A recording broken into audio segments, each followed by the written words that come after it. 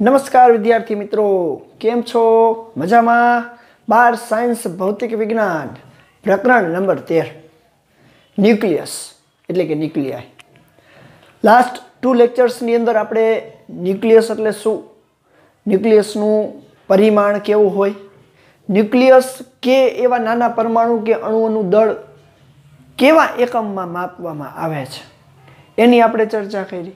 ત્યાર પછી ચેડવિકે જે ઐતિહાસિક શોધ કરી ન્યુટ્રોનની એના વિશે પણ આપણે માહિતી લીધી।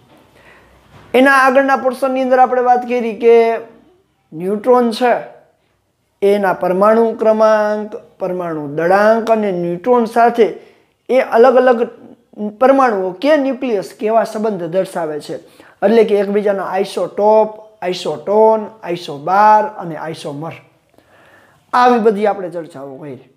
હવે આપણે વાત કરવી છે કે આ ન્યુક્લિયસ છે એ ન્યુક્લિયસનું ખરેખર એનું અંદાજિત પરિમાણ અને એ ન્યુક્લિયસ જો કોઈ ચોક્કસ કક્ષાની અંદર એના ઇલેક્ટ્રોનને પરિભ્રમણ કરાવે છે તો એ ન્યુક્લિયસ પાસે પણ કંઈક ત્રિજ્યા હોવી જોઈએ, એટલે કે ન્યુક્લિયસની અંદાજિત ત્રિજ્યા અને એના પરમાણુ દળાંક વચ્ચે શું સંબંધ છે, શું ખરેખર આ ન્યુક્લિયસ એ પરમાણુ સાથે એના કોઈ એની ઘનતા સ્વરૂપના સંબંધ સાથે કંઈ સંબંધ દર્શાવે છે, એવી ચર્ચા ઉપર આપણે આજે ઉતરવાના છીએ। તો ચાલો આજે આપણે જોઈએ કે ન્યુક્લિયસનું અંદાજિત ત્રિજ્યા અને પરમાણુ દળાંક સાથેનો સંબંધ।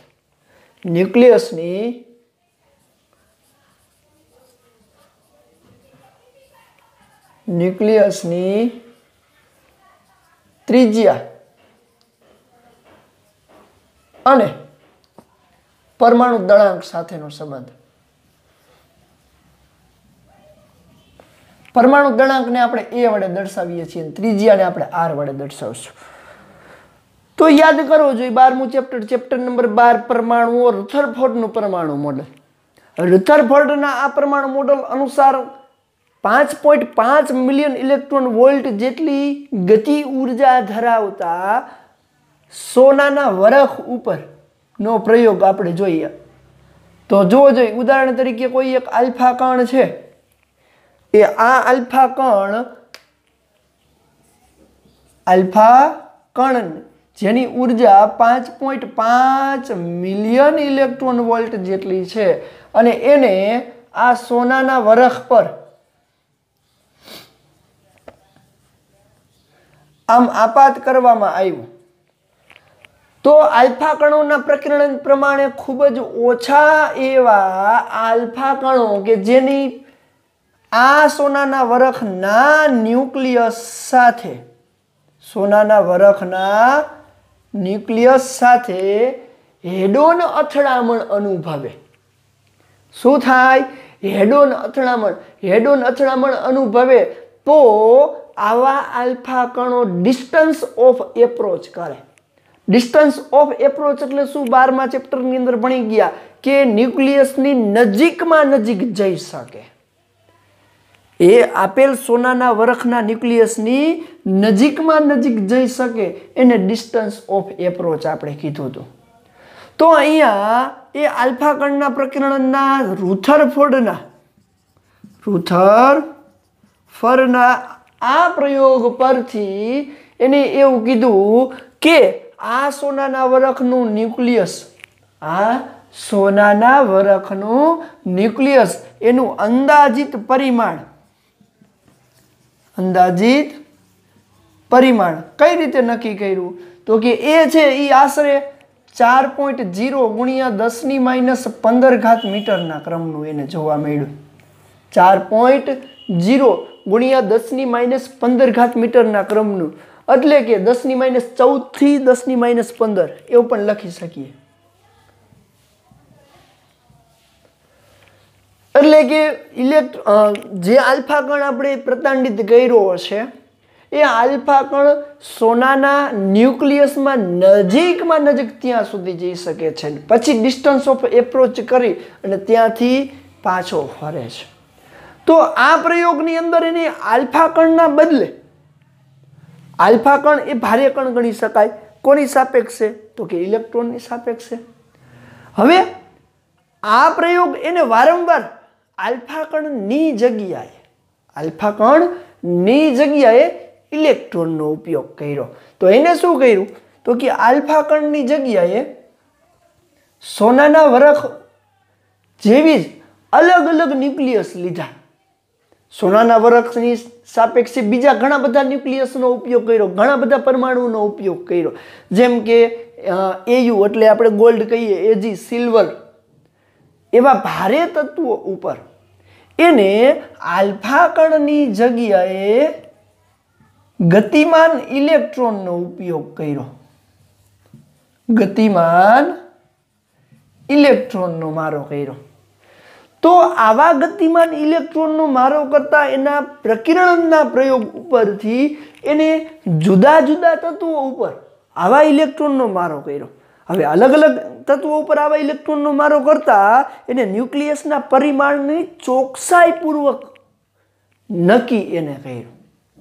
અને એ ચોકસાઈપૂર્વક નક્કી કરતા એને એવું જણાવ્યું કે આપેલ આ તત્વ, અલગ અલગ તત્વો ઉપર ઇલેક્ટ્રોનનો મારો કરવામાં આવે ત્યારે આપેલ આ તત્વ ઉપર આલ્ફા કણની જગ્યાએ ઇલેક્ટ્રોન. હવે આલ્ફા કણની જગ્યાએ ઇલેક્ટ્રોન શું કામ વાપર્યું?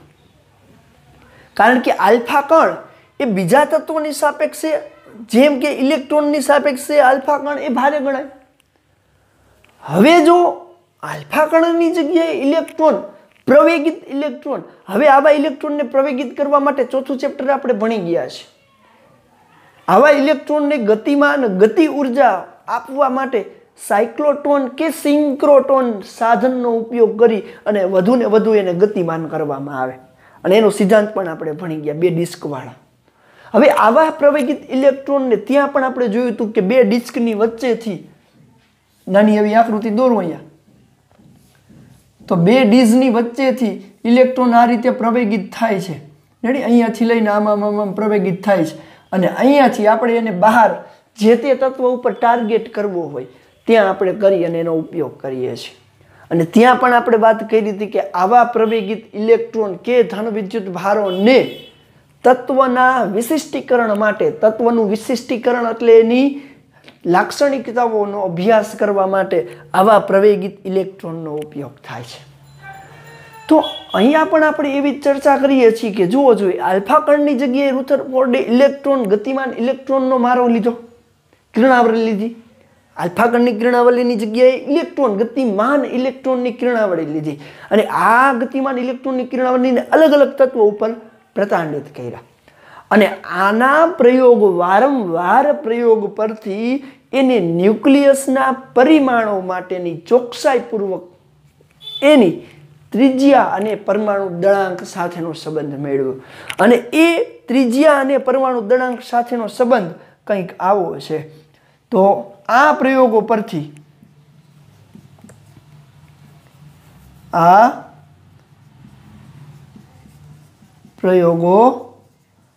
પરથી ન્યુક્લિયસનું અથવા ન્યુક્લિયસની સરેરાશ ત્રિજ્યાનું સૂત્ર આપણે તારવવાનું નથી, માત્ર યાદ રાખવાનું છે. સરેરાશ ત્રિજ્યા, હાલો, સરેરાશ ત્રિજ્યા R બરાબર R0 ગુણ્યા એની 1/3, જ્યાં R બરાબર જે તે તત્વના ન્યુક્લિયસની સરેરાશ ત્રિજ્યા. તો તમને પ્રશ્ન એવો થાય કે R0 શું છે? તો R0 તો તમે 12મા ચેપ્ટરની અંદર ભણી ગયા છે, 5.3 ગુણ્યા 10⁻15 મીટર. પણ અહીંયા આપણે તમામ તત્વો માટેની એક ચોક્કસ પ્રથમ કક્ષામાં રહેલા ઇલેક્ટ્રોનની જેમ ત્રિજ્યા આપણે જોઈ હતી, 5.3 ગુણ્યા 10⁻11 મીટર. એવી જ રીતે તમામ તત્વોની જેટલા પણ પ્રયોગો કરેલા છે એ તમામ તત્વોની એક એવી ત્રિજ્યા જેને ચોક્કસ ત્રિજ્યા તરીકે આપણે ઓળખીએ છીએ અને એવા તત્વોના ન્યુક્લિયસની ત્રિજ્યા એટલે કે R0. અહીંયા હું લખી શકું તમામે તમામ તત્વના ન્યુક્લિયસની અચળ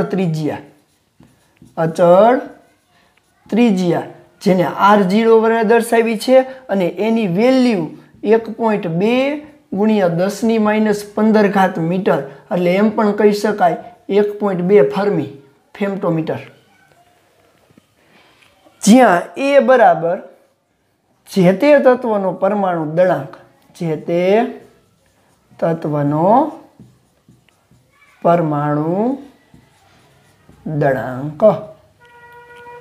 તો જોવો જોઈએ અહીંયા આપણે આ જે સૂત્રનો ઉપયોગ કરી અને ઘણા બધા MCQનું સોલ્યુશન કરશું.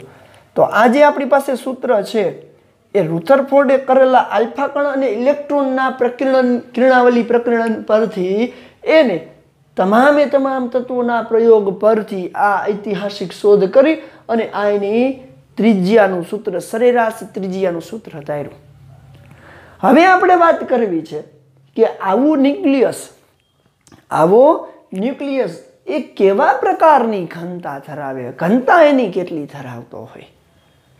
તો આપને ખબર છે કે પાણીની ઘનતા છે એની વાત કરીએ. પાણીની ઘનતા રો ઓફ વોટર 10⁻³ કિલોગ્રામ પર મીટર ક્યુબ છે. આપને ખબર છે. તો અહીંયા આપણે વાત કરવી છે કે આવા ન્યુક્લિયસની ઘનતા એ કેટલી હશે. તો ન્યુક્લિયસની ઘનતા છે એ પાણીની ઘનતા કરતાં ખૂબ જ વધારે છે. શું કામ? તો આપણે 12મા ચેપ્ટરમાં ભણી ગયા ને 13મા ચેપ્ટરમાં શરૂઆતની અંદર આપણે ચર્ચા કરી ગયા છીએ કે ન્યુક્લિયસ એ પરમાણુ એ એવી ચર્ચા છે કે ધારો કે આપણે વાત કરી હતી કે એક વર્ગખંડ હોય અને એ વર્ગખંડની અંદર નાની એવી ટાંચણી 10x10 નો કોઈ ઓરડો હોય, એ ઓરડાની અંદર નાની એવી ટાંચણી છે ને એ શું દર્શાવે છે? તો કે નાની એવી ટાંચણી એ એવું કહે છે કે એ જાણે કે ન્યુક્લિયસ છે ને એની આજુબાજુમાં 10x10 ના ઓરડાની જેટલી પણ દિવાલ છે એનું પરમાણુ છે. તો વચ્ચે ઘણો બધો અવકાશ છે. તો અહીંયા આપણે વાત કરવી છે કે ન્યુક્લિયસની ઘનતા છે એ ખરેખર એના પરમાણુ દળાંક પર આધાર રાખે છે. તો આપણે ઘનતાની સૂત્ર ખબર છે. તો ઘનતા રો ઇઝ ઇક્વલ ટુ દળના છેદમાં કદ. દળના છેદમાં કદ. હવે હું કદની વાત કરું તો ન્યુક્લિયસનું કદ છે એ કઈ રીતે મળી શકે? ન્યુક્લિયસનું કદ, હાલો કદ એટલે 4/3 πr³, જ્યાં r એ સરેરાશ ત્રિજ્યા દર્શાવે. હવે સમીકરણ 1 નો હું ઘન લઉં, સમીકરણ 1 નો હું ઘન લઉં તો હું એને આમ લખી શકું r નો ઘન ઇઝ ઇક્વલ ટુ r0 નો ઘન ઇન્ટુ a. શું કામ? કારણ કે એની 1/3 નો ઘન એટલે a થઈ જશે. એનો મિનિંગ એવો થયો. હવે બે બાજુ હું 4/3 πr³ 4/3 πr³ πr વડે ગુણું તો મને જોવો જોઈએ કદ મળશે આ બાજુ. તો એના ઉપરથી હું કહી શકું કે જો એ કદ છે ને એ આના ઉપર આધારિત છે પરમાણુ દળાંકના સમપ્રમાણ, પરંતુ ઘનતા સાથે કોઈ સંબંધ નથી. કેવી રીતે સાબિત કર્યું? તો જોવો જોઈએ બંને બાજુ હું 4/3 પાઈ વડે ગુણું તો આ πr³ અને અહીંયા પણ 4/3 πr03 ઇન્ટુ a.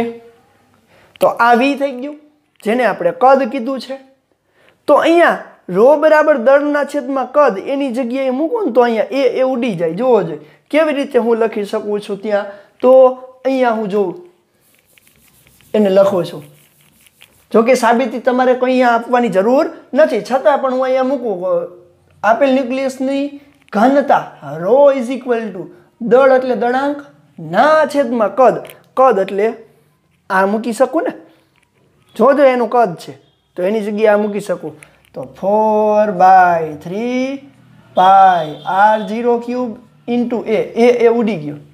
તો આના ઉપરથી કહી શકું કે ન્યુક્લિયસની ઘનતા એ પરમાણુ દળાંક પર આધારિત નથી.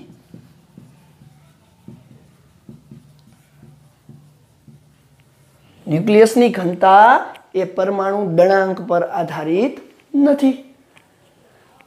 તો અહીંયા ન્યુક્લિયસની ઘનતા જે પરમાણુ દળાંક પર આધારિત નથી એવું આપણે અહીંયા સાબિત કર્યું. તો આના ઉપરથી આપણે શું કહી શકીએ જુઓ છે. તો હવે હું એક વાત કહું તમને અહીંયા કે જુઓ જોઈએ આપણે પાણીની ઘનતા લખીએ અહીંયા 10³ કિલોગ્રામ પર મીટર ક્યુબ. તો એવી જ રીતે અહીંયા ન્યુક્લિયસની ઘનતાની વાત કરું તો ન્યુક્લિયસની ઘનતા છે એ ρn હવે જોજો ન્યુક્લિયસની ઘનતા છે આના કરતાં કેટલી બધી વધારે છે. તો ન્યુક્લિયસની ઘનતા છે ને એ આશરે આટલી છે 2.3 × 10⁻17 કિલોગ્રામ પર મીટર ક્યુબ. 10⁻17 10⁻17 આવડી મોટી ઘનતાના કારણે આપણે એવું કહીએ છીએ કે પરમાણુ પોલો છે. એટલે કે આ એક ટપકું કરું ને અને એની આજુબાજુ ઇલેક્ટ્રોન ભ્રમણ કરે. આ ટપકું એ પોતે શું બતાવે છે જે દેખાતું નથી જોવો તો ખરા. તો એની આજુબાજુના વિસ્તારમાં ઘણો અવકાશ ખાલી છે. એટલા માટે આની ઘનતા આટલી બધી વધારે છે. જે પાણીની ઘનતા કરતાં કેટલું વધારે છે? જે પાણીની ઘનતા કરતાં 2.3 × 10⁻14 3 ઘાત ઓછી થઈ જાય એટલે 10⁻14 ગણી વધારે છે. કારણ કે પાણીના બે અણુઓ વચ્ચે તો ખૂબ જ ઓછી જગ્યા હોય એટલા માટે એની ઘનતા ઓછી છે. વાયુની ઘનતા એના કરતાં વધારે હોય. એમ અહીંયા આપણે વાત કરીએ કે અહીંયા ન્યુક્લિયસની ઘનતા એ પાણીની ઘનતાની સરખામણીએ ખૂબ જ વધારે છે. કારણ કે જો ન્યુક્લિયસની ઘનતા 2.3 × 10⁻17 જેટલી છે. આથી અહીંયા આપણે કહી શકીએ કે ન્યુક્લિયસની ઘનતાના આધારે એવું કહી શકાય કે ન્યુક્લિયસનો પરમાણુ મહદ અંશે ખાલી છે. ન્યુક્લિયસ અને પરમાણુ વચ્ચે જે જગ્યા છે ને ન્યુક્લિયસ અને પરમાણુ વચ્ચે જે જગ્યા છે ને આ ધારો કે ન્યુક્લિયસ આ એની આજુબાજુના વિસ્તારમાં ઇલેક્ટ્રોન ભ્રમણ કરે. તો ન્યુક્લિયસ અને પરમાણુ વચ્ચેની જે જગ્યા છે એ મહદ અંશે ખાલી છે એવું કહી શકાય. તો આ છે ન્યુક્લિયસની ત્રિજ્યા અને પરમાણુ દળાંક સાથેનો સંબંધ. તો જોવો જોઈએ એકદમ સરળ છે. ન્યુક્લિયસની ત્રિજ્યા સરેરાશ ત્રિજ્યા r એ પરમાણુ દળાંક સાથે સંબંધ દર્શાવે છે. એટલે કે r = r0 a⁻1/3 જ્યાં r0 ફિક્સ છે 1.2 × 10⁻15 મીટર. 1.2 ફર્મી આમ પણ યાદ રાખી શકો. ક્યારેક 1.1 પણ દાખલાની અંદર આપણે આપેલું હોય છે. પરંતુ ન્યુક્લિયસની ઘનતા એ પરમાણુ દળાંક પર આધારિત નથી. જે આપણે અહીંયા સાબિત કરીને બતાવ્યું.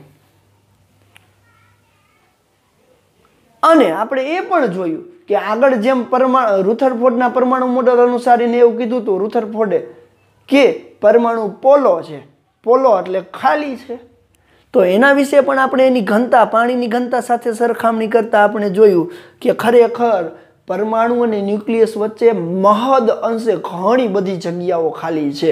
ભલે દેખાવમાં ખૂબ જ નાનું છે પણ બંને વચ્ચે જગ્યા ખૂબ જ વધારે છે. મહદ અંશે ખાલી છે. એટલા માટે આપણે કહીએ છીએ કે પરમાણુ એ પોલો છે. કેવો છે? પોલો છે.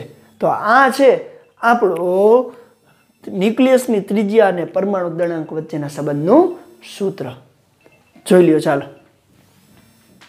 ચાલો હવે આપણે નેક્સ્ટ પ્રશ્ન તરફ જઈએ. આગળના પ્રશ્નની અંદર આપણે જોયું કે ન્યુક્લિયસની સરેરાશ ત્રિજ્યા એના પરમાણુ દળાંક અને ઘનતા સાથે શું સંબંધ દર્શાવે છે અને એની સરેરાશ ત્રિજ્યા કયા સૂત્ર દ્વારા આપણે શોધી શકીએ છીએ. હવે આપણે વાત કરવી છે આઇન્સ્ટાઈનનો વિશિષ્ટ સાપેક્ષવાદ. આઇન્સ્ટાઈનનો આ વિશિષ્ટ સાપેક્ષવાદ એ ન્યુક્લિયસ અને પરમાણુની શોધ માટે એક ક્રાંતિકારી પગલું હતું. અને આપને ખબર છે કે આઇન્સ્ટાઈનના આ સાપેક્ષવાદ અનુસાર, વિશિષ્ટ સાપેક્ષવાદ અનુસાર જ આપણે અત્યારે અનુસરીએ છીએ.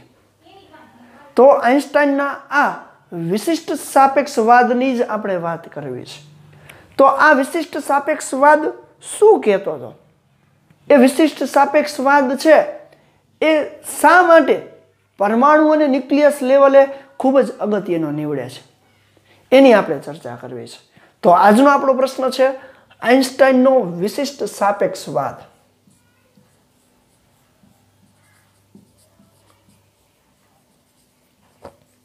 આઇન્સ્ટાઈનનો વિશિષ્ટ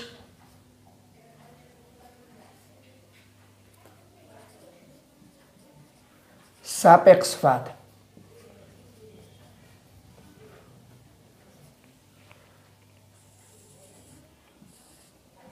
આજે વિશિષ્ટ સાપેક્ષવાદ શું છે?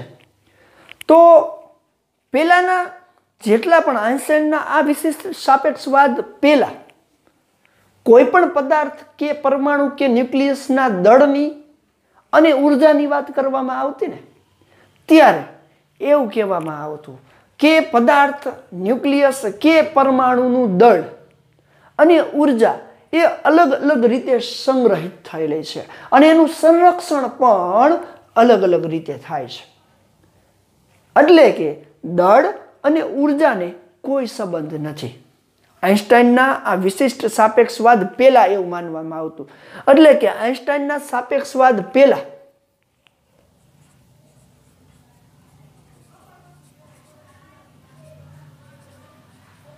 આઇન્સ્ટાઈનના વિશિષ્ટ સાપેક્ષવાદ પહેલા વિશિષ્ટ સાપેક્ષવાદ પહેલા એવું માનવામાં આવતું, કેવું? એવું માનવામાં આવતું હતું કે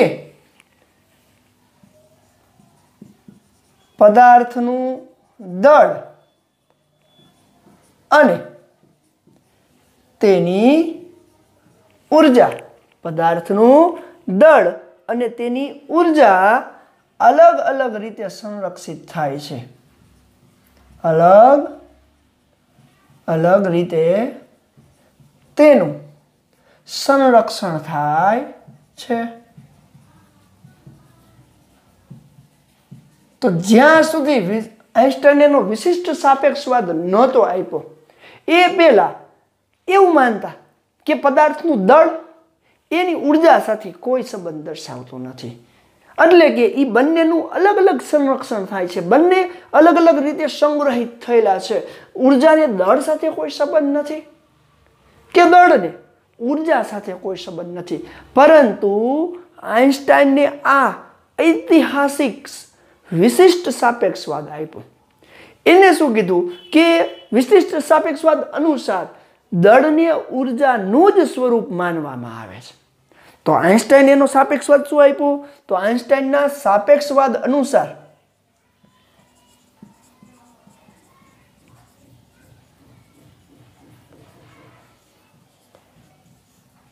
વિશિષ્ટ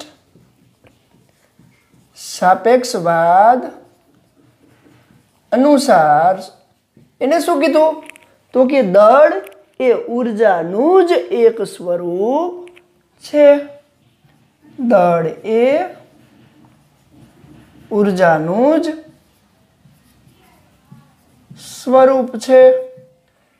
આગળ જતા એને શું કીધું કે કોઈ પણ પદાર્થ પાસે દળ હોય તો એ ઉર્જા ધરાવે છે અને ઉર્જા ધરાવતા પદાર્થને દળ હોય જ. જે ઉર્જા ધરાવતું હોય એ દળ ધરાવતું હોય જ. એટલે કે આઇન્સ્ટાઈનના વિશિષ્ટ સાપેક્ષવાદ અનુસાર દળ એ ઉર્જાનું જ સ્વરૂપ છે. દળ ધરાવતો દરેક કણ કે પદાર્થ ઊર્જા ધરાવે છે તથા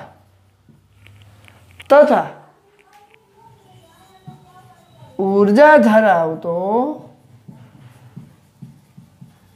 પદાર્થ કે કણ કંઈક દળ ધરાવે છે। આ વિશિષ્ટ સાપેક્ષવાદ અનુસાર દળ અને ઊર્જાનું જે અલગ અલગ સંરક્ષણ થતું હતું એની જગ્યાએ આ સાપેક્ષવાદે કહી દીધું કે દળ હોય તો એની પાસે ઊર્જા હોય ને હોય જ, અને જો કોઈ પદાર્થ પાસે ઊર્જા હોય તો એ દળને સમતુલ્ય હશે, દળને સમતુલ્ય હશે।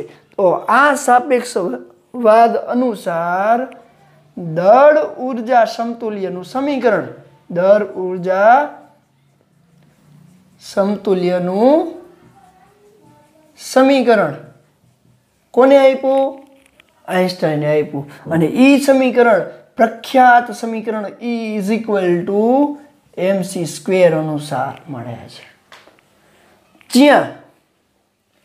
જ્યાં m બરાબર જે તે પદાર્થનું દળ અથવા દ્રવ્યમાન, c શૂન્ય અવકાશમાં પ્રકાશની કે વિકિરણની ઝડપ, જેની વેલ્યુ આપણને ખબર છે 3×10⁸ મીટર પ્રતિ સેકન્ડ। હવે જો આઈન્સ્ટાઈનના આ વિશિષ્ટ સાપેક્ષવાદના દળ ઊર્જા સમતુલ્યના આ સમીકરણ ઉપરથી તો ઘણી બધી વસ્તુઓની શોધ થઈ, ઘણી બધી વસ્તુઓની શોધ થઈ। એનો મિનિંગ એવો થાય કે ખરેખર આ દળ ઊર્જા સમતુલ્ય ધરાવતા આ સમીકરણ ઉપરથી આપણે કહી શકીએ કે E જેટલી ઊર્જા ધરાવતા કોઈ પણ પદાર્થનું દળ એમ હાજર જ હોય। ઊંધું બોલવું હોય તો એમ દળ ધરાવતો કોઈ કણ કે પદાર્થ પાસે E જેટલી ઊર્જા હોય અને હોય જ। તો આ દળ ઊર્જા સમીકરણની પ્રાયોગિક ચકાસણી કેવી રીતે થાય?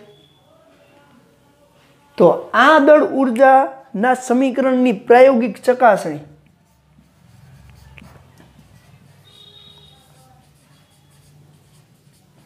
આ દળ ઊર્જા સમતુલ્યના સમીકરણની પ્રાયોગિક ચકાસણી ઘણા બધા પ્રયોગો દ્વારા, એમાં પણ જે નવા નવા કણોની શોધ થઈ એ પૈકી આપણે જાણતા હોય એવા કણોની વાત કરીએ તો ન્યુક્લિયોન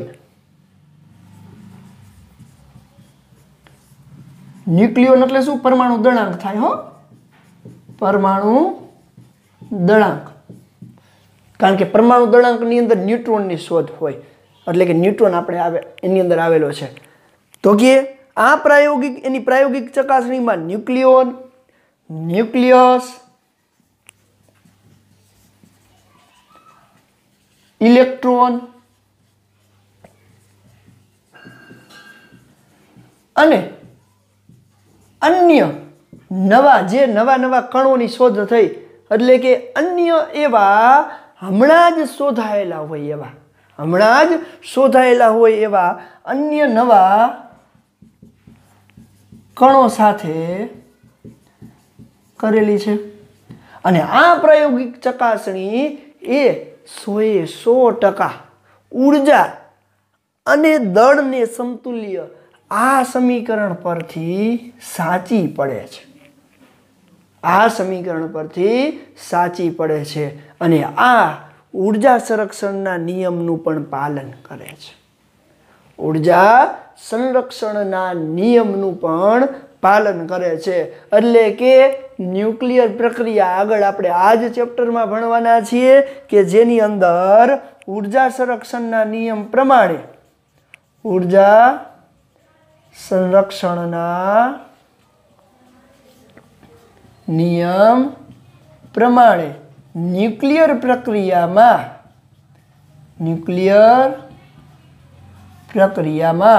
હાલો, ન્યુક્લિયર પ્રક્રિયા એટલે શું? તો કે રેડિયો એક્ટિવ ન્યુક્લિયર પ્રક્રિયા જેનું વિખંડન થતું હોય, વિભંજન થતું હોય. આ વિભંજન અને વિખંડન શું છે એ આ ચેપ્ટરની અંદર આપણે જોવાના છીએ. તો ઉર્જા સંરક્ષણના નિયમ પ્રમાણે ન્યુક્લિયર પ્રક્રિયામાં શું થાય છે? તો કે પ્રક્રિયા પહેલાની ઉર્જા, પ્રક્રિયા પહેલાની ઉર્જા અને પ્રક્રિયા થયા બાદની ઉર્જા અચળ જ હોય છે.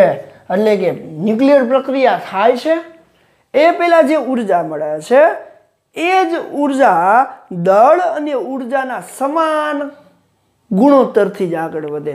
જો એનું દળ વધે તો ઉર્જામાં ઘટાડો થાય, જો ઉર્જા વધે તો દળમાં ઘટાડો થાય. જેમ વેગમાન સંરક્ષણના નિયમની અંદર આપણે વાત કરીએ છીએ, જેમ આપણે કોણીય વેગમાન સંરક્ષણના નિયમની અંદર વાત કરીએ છીએ, એવી જ રીતે આ આઇન્સ્ટાઈનનો સાપેક્ષવાદ, વિશિષ્ટ સાપેક્ષવાદ અનુસાર એ ઉર્જા સંરક્ષણના નિયમનું પણ પાલન કરે છે. એટલે કે આપણા માટે આ આઇન્સ્ટાઈનનો વિશિષ્ટ સાપેક્ષવાદ એ ન્યુક્લિયસ અને પરમાણુ લેવલે જ નહીં પણ વિશ્વના કોઈ પણ દળધારિત પદાર્થ માટે એ આશીર્વાદ રૂપ ગણાય છે. એટલા જ માટે આ સૂત્રને આપણે ભણેલું છે, સાંભળેલું છે ને બધી જ જગ્યાએ આને અવલોકિત પણ કરેલું છે. તો આપણો આ વિશિષ્ટ સાપેક્ષવાદ એ આ ચેપ્ટરમાંથી તો ખૂબ જ અગત્યનો નીવડશે. તો આ છે આઇન્સ્ટાઈનનો વિશિષ્ટ સાપેક્ષવાદ. ખૂબ જ અગત્યનો છે. માત્ર ને માત્ર આ સૂત્ર ઉપરથી જ ઘણું બધું થાય છે, આપણને ખબર છે. તો ચાલો વિશિષ્ટ સાપેક્ષવાદ જોઈ લેજો.